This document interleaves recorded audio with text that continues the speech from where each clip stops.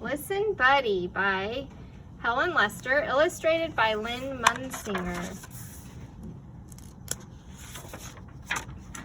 Buddy's father had a beautiful big nose. He was a great sniffer. Buddy's mother had beautiful big teeth. She was a great chomper. Buddy had beautiful big ears. It didn't matter. When Buddy's parents sent him to the vegetable stand to get a basket of squash, he came home with a basket of wash. When they asked him to buy 15 tomatoes, he came home with 50 potatoes. Buddy's father said, "Listen, Buddy, will you please bring me a pen?" "Who?" asked Buddy.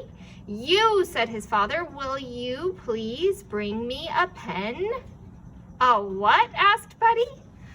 "A pen," said his father. "Will you please bring me a pen?" "Sure," said Buddy.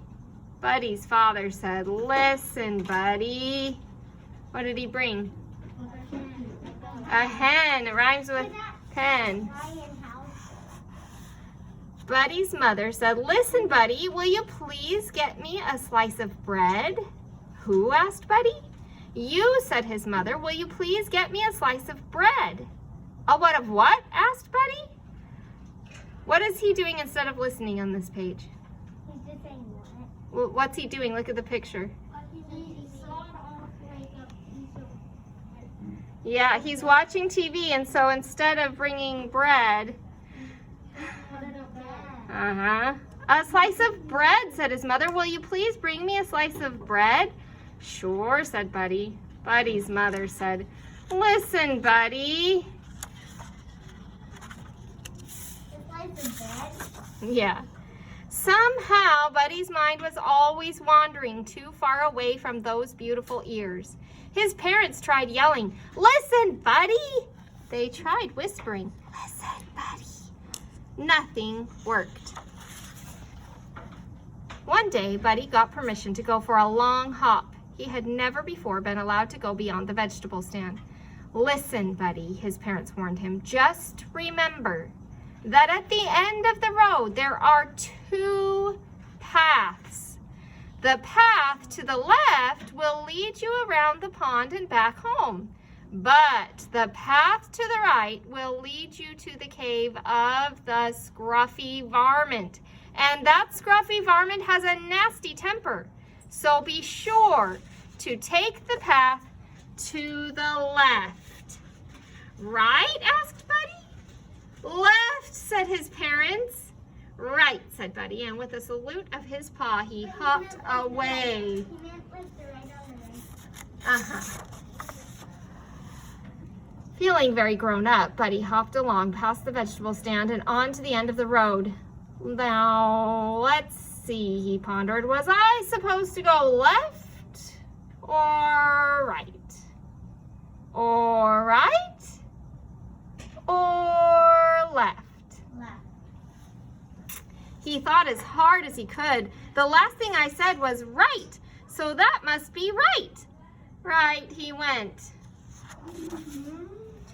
25 hops later, Buddy discovered that right was wrong. There in front of his cave was the scruffy varmint, doing scruffy things that varmints do, like snarling, mussing his hair, rubbing dirt on his knees, and scratching a whole lot of itches. At his feet was a large soup pot. "What are you going to do with that soup pot?" asked Buddy. "What does one usually do with a soup pot? Bake pie," replied the scruffy varmint, not too kindly. "I'm going to make some soup." "Some what?" asked Buddy. "Soup," snarled the scruffy varmint.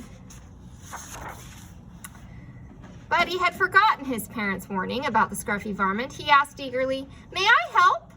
The scruffy varmint was not fond of having company, but with help, he'd have his soup sooner. So he said, "All right, Bunny Rabbit, come help me gather firewood." "Who, what?" asked Buddy. "You! Firewood!" Buddy eagerly hopped ahead of the scruffy varmint. Very gently, he gathered a large prickly bundle, which he held out proudly. Roughly, the varmint grabbed the bundle. I said firewood, not briarwood, he yelped, plucking the sharp thorns from his paws. Later, when the pot was filled with water, the scruffy varmint lay against a rock, licking his paws and barking orders. Hustle, Bunny Rabbit, get the flour. Yes, sir, said Buddy.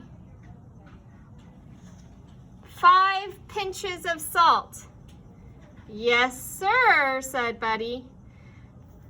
How much did he really do of salt? Did he do pinches? What rhymes with pinches? Inches. Inches. He did 5 inches. Is that more or less than pinches, do you think?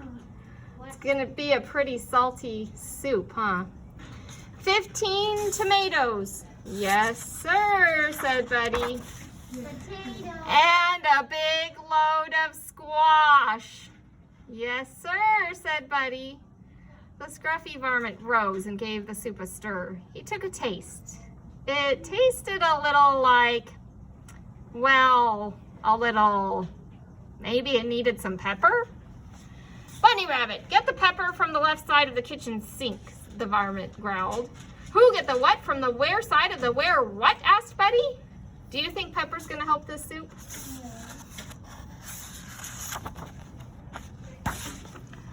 The scruffy varmint repeated, who get the what from the where side of the where what?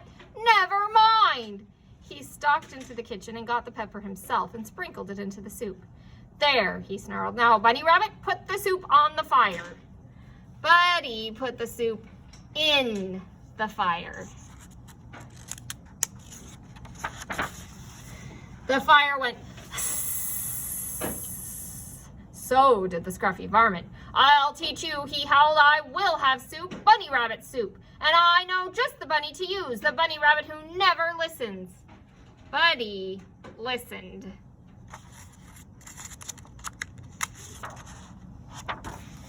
He also hopped very, very, very fast, faster than he had ever hopped in his life.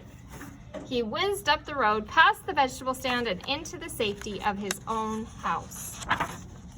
And a little later, when Buddy's parents asked him to bring a pen and a slice of bread, Buddy listened.